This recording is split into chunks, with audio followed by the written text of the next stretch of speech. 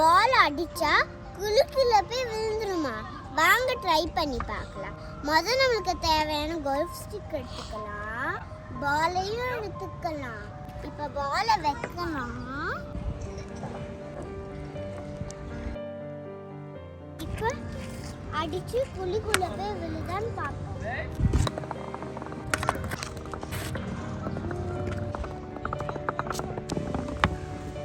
பால் குழிக்குள்ள விழுந்துருச்சு.